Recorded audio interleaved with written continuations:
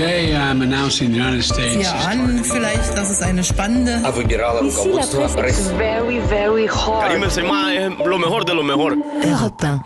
La revue de presse internationale sur Europe 1. Nous irons ce matin en Grèce et en Pologne. Première étape, l'Algérie. Bonjour Nour Chahine. Bonjour. À la une chez vous ce matin. Eh bien, dans la presse, on parle de la visite du chef de la diplomatie russe à Alger. Sergueï Lavrov a déclaré suite à sa rencontre avec le président Tebboune que la position de l'Algérie à propos de la crise ukrainienne est objective. Alger et Moscou sur la même longueur d'onde, titre à ce propos le Jeune Indépendant. Le journal rappelle que l'Algérie fait partie du groupe de contact arabe qui s'est rendu récemment en Russie et qui a rencontré le ministre ukrainien des Affaires étrangères. Une initiative mesurée et utile d'après les affirmations de Lavrov reprises par les médias. Concernant la question du gaz, le ministre russe des Affaires étrangères dit respecter la décision de l'Algérie de répondre aux besoins énergétiques de l'Europe, d'après le quotidien Cholour. Par la même occasion, le ministre russe des Affaires étrangères a remis une invitation de Vladimir Poutine au président Tebboune pour une visite officielle à Moscou. Merci Nour Chahine. Direction Varsovie à présent. Bonjour Marie Le Puloc. Bonjour. De quoi parle-t-on en Pologne ?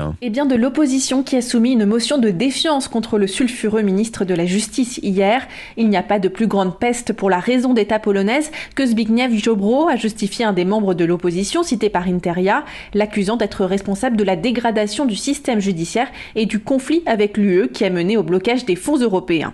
Et cette motion de défiance intervient à un tournant pour la coalition au pouvoir, remarque le site Honnête, car ajoute Gazeta Wyborcza, un projet de réforme de la justice du parti Droit et Justice au pouvoir est à l'étude au Parlement, réforme indispensable pour débloquer l'argent de Bruxelles, sauf que le petit parti du ministre de la Justice s'y oppose, de quoi pousser à des élections anticipées. C'est une éventualité, révèle Jaroslaw Kaczynski, le vice-premier ministre et homme fort du pays, dans une interview à l'agence PAP. Enfin en Grèce. Bonjour Clémentine Athanasiadis. Bonjour. À la une à Athènes. Ici, la presse parle de la décision du Conseil d'État qui s'est prononcé en faveur de la création d'une brigade de protection déployée en permanence sur les campus universitaires de Grèce, écrit le quotidien Ikathemerini.